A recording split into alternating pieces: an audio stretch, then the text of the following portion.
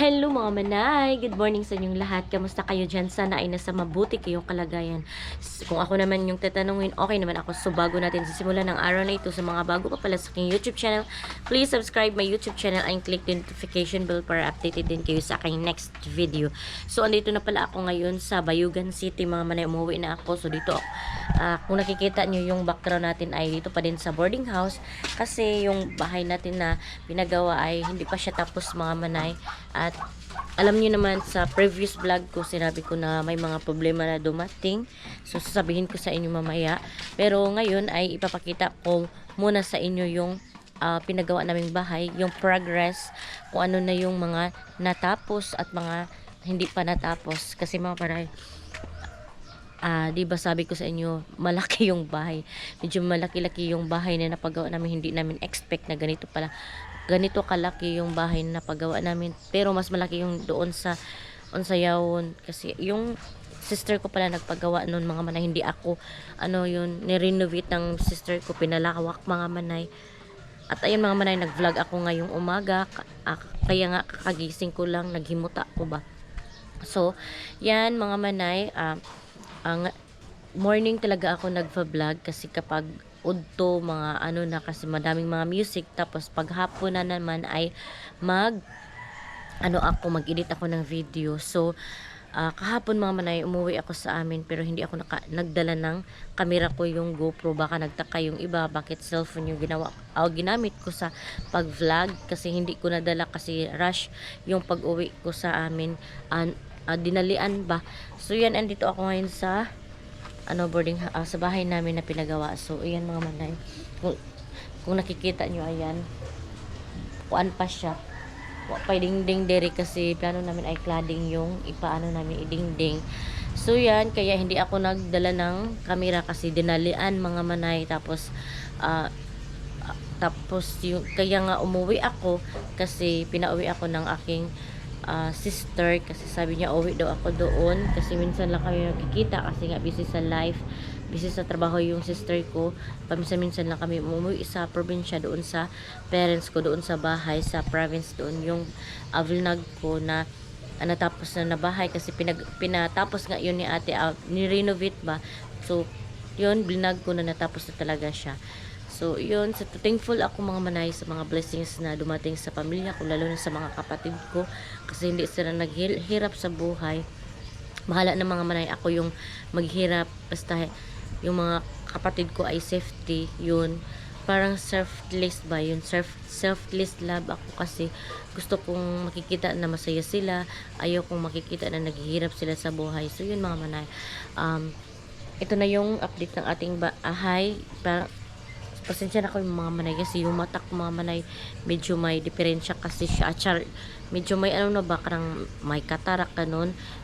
Kaya minsan iniiwasan ko mag video kasi yung mata ko mga manay medyo may sira na. So yan, at saka mga manay, dito sa bahay mga manay, isasabihin ko sa inyo yung mga problema kung bakit nasabi ko kahapon na may problema yung natin bahay. So tapusin nyo muna tong video na to para malaman nyo yung rason kung bakit may problema na dumating dito sa buhay sa bahay ko. So yan, pero ngayon ay ipapakita ko sa inyo yung natapos na ng mga panday ko. So dito mga manay, yung CR ko, ayan, kung nakikita nyo, ayan, may dingding na simento. Napakahaba mga manay ng simento, ayan. So, finishingan pa yan natin para maganda tingnan talaga. So, ito yung CR ko mga manay. Ayan, dito mga manay. Kaya ganito kahaba din yung CR kasi gusto ko mga manay dito banda ay shower. Ayan. Tapos dito naman yung bowl. At dito naman yung kung maghilamos. Plano ko mga manay lagyan dito ng cabinet. Tapos dito lagyan ng salamin. Ayan, bintana na maliit. So, ito yung CR natin. So, excited ako mga manay sa mangyayari sa aking bahay. Kahit na out of budget na kami ni Mr. Mga manay, itong bahay ko mga manay, almost 300,000 na to mga manay. Pero ito pa din yung hitsura. Pero at least may progress mga manay. So, ayun yung wall. Tapos, nilagyan namin dito ng wall. Ayan. Tapos dito mga manay ay ano to, parking area. So parking area dyan. Ito yung mga gamit. So ito yung ref namin. Hindi namin pinaandar mga manay. Sa totoo lang mga manay, nakasave kami ng kuryente ngayon. Kasi yung ref, hindi umandar. Hindi namin pinaandar. So ito ay binigay ito ni Mami MD. So thank you so much Mami MD sa mga share na blessings mo sa akin. At pasensya na kung wala akong mga vlog kasi nga yun, ayaw kong ma-stress sa problema dito sa bahay. At ayan, dito ay tatlo itong kwarto mga manay. Ayan, ito nakabili na pala ako ng jumpsuits. Ito ay 70 cm yung sukod ng dalawa, tapos doon sa kabila ay 80. So tatlong kwarto yan mga manay. Ayan yung jumpsuits. Tag 2,000 each to mga manay, kahit malaki o maliit, basta 2,000 siya. Tapos napakatibay nito na mga kahoy. Dito sa kabila yung isa. Tapos itong isa naman ay doon sa kwarto namin. So, ayan, ipakita ko sa inyo yung isa. Isang kwarto. Medyo maliit yung kwarto ng dalawa mga manay kasi kang piyana at saka pilis. So, hatiin lang to, ito. Ayan. So, hatiin dyan. Hindi pa to tapos. Ayan. Pero at least paano mga manay may progress na din. So ayan yung mga bintana. Dalawang bintana ng anak ko. So hatiin to mga manay. Medyo maliit to pero carry bills na yan kasi sa mga bata lang naman yan. Wow, sila na mag-manage yan kung paano pagandahin lang kwarto. Ayan. Ayan, ang daming mga gamit pang nakalat. Ayan mga manay. Oh. Ganito mga yung kapag maglinis na ako dito. Ganito kalat ang bahay. Pero plano ko ay papuntahin ko yung pinsan ko dito mamaya. So yan, ito na yung kwarto namin ni Mr. Ayan. Ayan, mga gamit namin. Tapos yung bintana namin ay steel. Ganito ba? Ayan. Sa aking anak, dalawa. Ayan.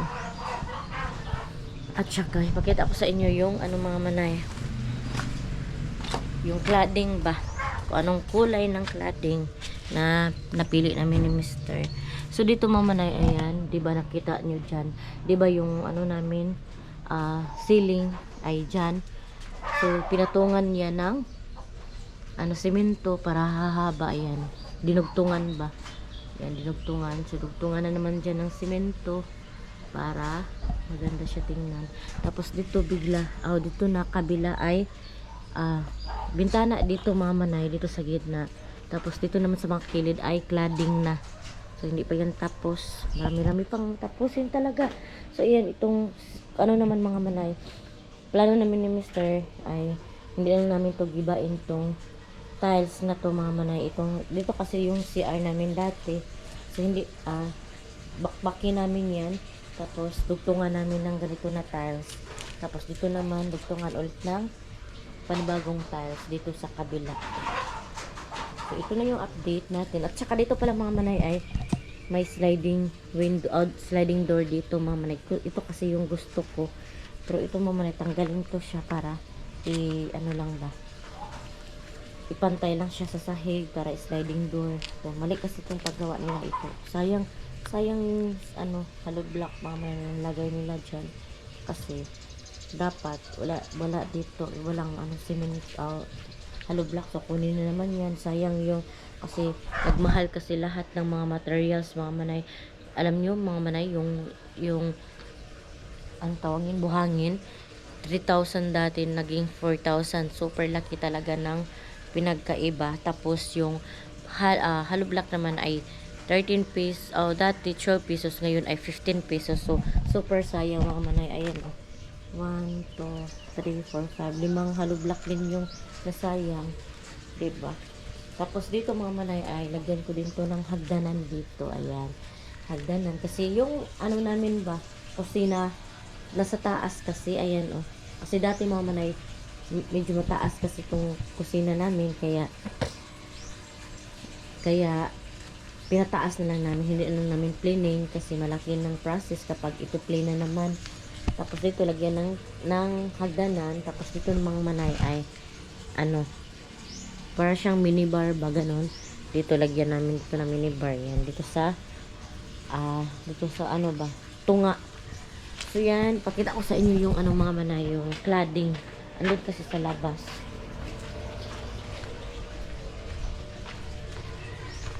Yan o, mga kahoy mga nilagay lang dito. Ayan, sa gilid.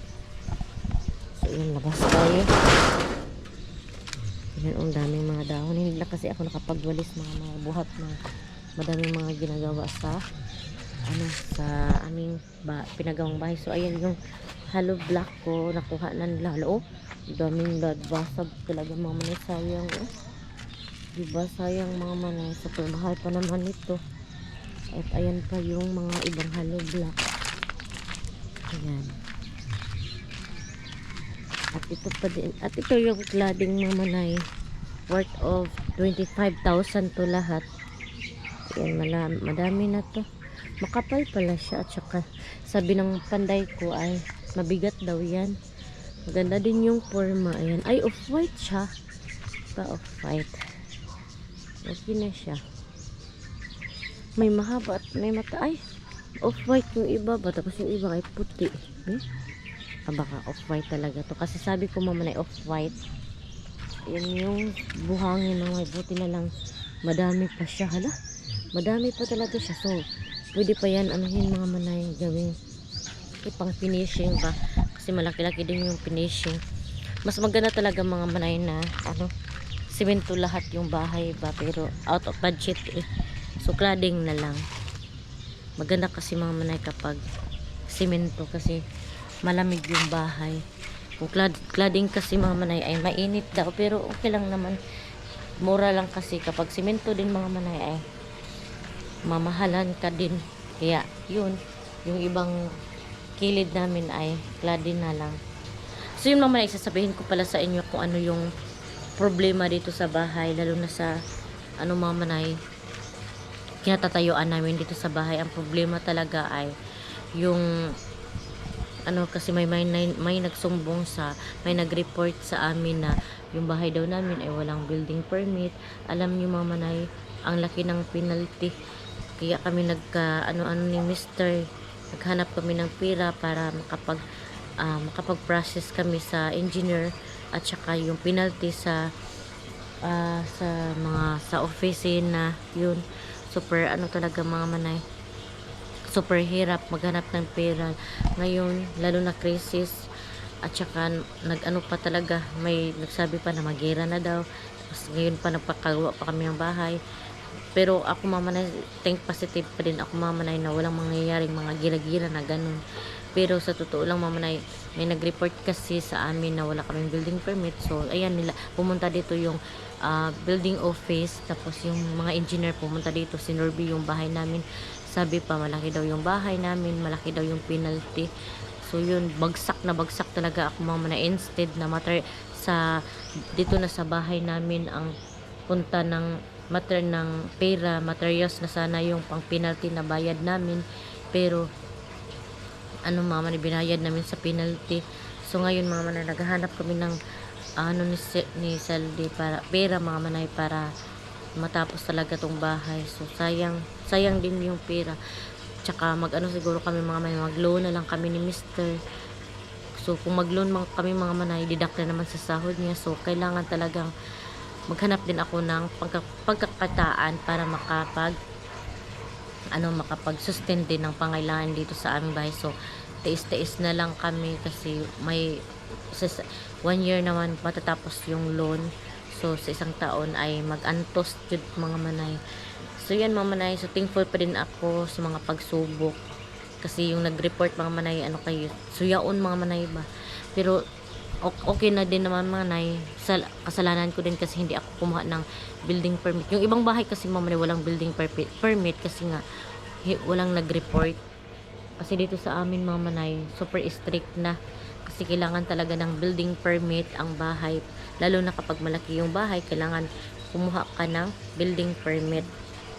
So kailangan yan lalo na syudad dito mga manay, at yung bahay namin ay nasa kilid ba, so kailangan talaga na kumuha ng building permit. Pero kapag walang mag-report mga manay na mga suyaon, yung mga silingan mga manay na kapitbahay, mga inggitera na kapitbahay, hindi naman to mare-report Kasi yung ibang bahay nga malalaki, mga dos andanas nga super haba ng bahay nila, super laki talaga, mas malaki pa dito sa bahay namin ay hindi nga ni-report kasi hindi naiinggit sa amin, may inggit na kapitbahay, kaya yan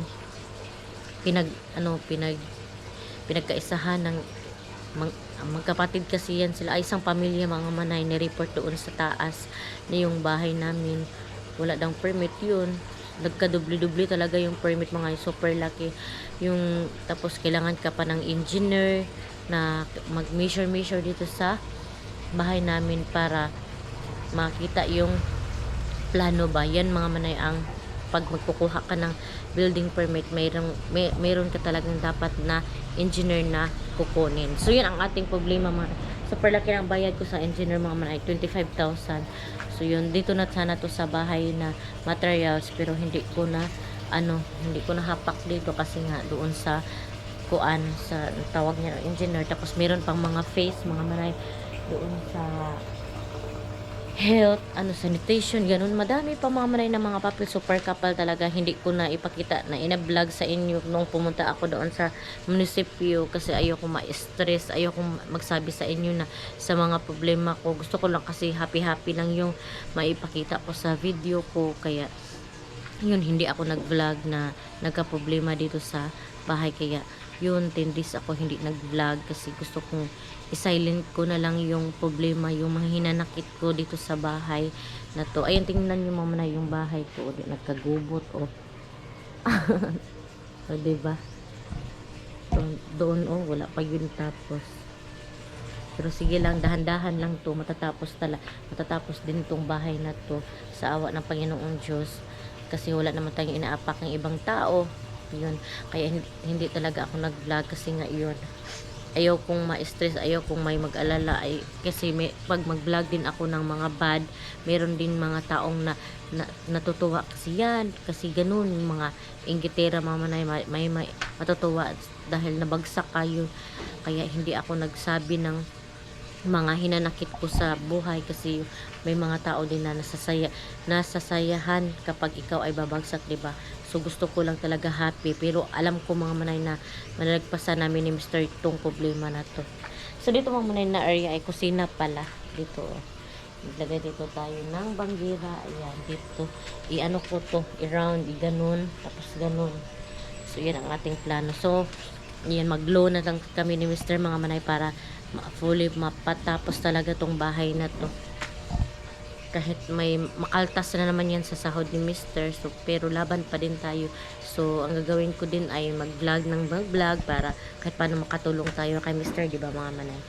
At kasi housewife tayo. So, sabi ng iba mga manay na daw ako magtrabaho.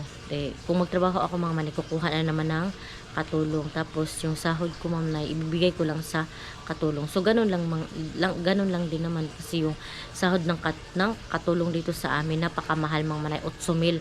Sana naman tayo kukuha ng 8,000 mga manay, tapos yung minimum wage dito sa amin ay 450 lang yung sahod. So napakamura ng sahod mga manay. So yung sahod ng katulong ay sa akin na lang, at saka mas makikita ko naman yung masusubaybayan ko yung mga anak ko mga manay, kung ako yung mag-aalaga. So ganun lang din mga manay, hindi naman kami mayaman para kukuha ng katulong. So ako na lang ang mismo ang gagawa ng paraan para makapagpira-pira, kahit dito lang tayo sa bahay, kahit housewife lang tayo. So gagawa tayo ng paraan na makapag-income at makatulong sa ating Mr. diba? So yun mga manay, pupunta muna ako doon sa bahay kasi si Mr. magluluto daw siya. Ayan, dito yung daanan natin. So yung natin, dapat ba? Hindi yung mga bayaw ko yung nag-report, hindi yung mga tita ni Mr. Yung ibang kapitbahay doon mga manay, malayo. Hindi ko na lang i-mention kasi isang ibang process na naman. So yun yung mga pato mga manay. Si Mr. pala dito natutulog mga manay. Ito yung waiting shed, bodega ng aking ugangan mga manay. Dito yung mga stock room nila. So dito si Mr. natutulog. Nag-ano lang siya dito mga manay, maglagay lang katol. Ayan, so dito yung stock room. Ayan yung mga ibang gamit namin. Lagay namin dito may mga sako. Lagay namin yung mga damit namin sa mga sako para hindi masira, kahit hindi maabugan. Ayan yung manok ng mister. Gusto kakag. Ala ka mga cute sa mga iro. So ayan. Ay, inayos mo yung ano, balde. Nasira kasi itong balde mga manay, may nagkabutas-butas siya ba. Ayan. Nagluto na pala si Mr. mga manay. So may labahin ako dito mga manay. Hindi ako nakapaglaba kasi pumunta nga ako doon sa amin. Tarapugon, ayan. At saka ito. Dito ako nagsasampay. Ayan. Tapos yung bell ko sa kuryente mga manay ay lumiit kasi nga hindi, ayan oh, 1860 ha, 1860 lumiit mga manay yung bill natin sa kuryente kasi walang ref, hindi na paandar yung ref at saka hindi kami nagpapa-TV yun, kaya lumiit yung bill ng kuryente. So iwan ko kung anong ulam. Usa tong sudan ka, yung ulam namin kagabi oh. Si Mr. kasi magluluto mga manay kapag siya yung andito. Ako lang yung tagapaghugas, yung magtupi-tupi ito sa bahay. So yun mga manay, siguro dito ko na lang muna i-end ang aking vlog kasi mag-asikaso muna tayo kung ano yung ulamin. Thank you so much sa mga nanonood. Sa mga hindi pa pala nakasubscribe, please subscribe my YouTube channel and click notification bell para updated din kayo sa aking next video. See you in my next vlog mga manay. Bye bye and God bless. Ingat po kayo parati.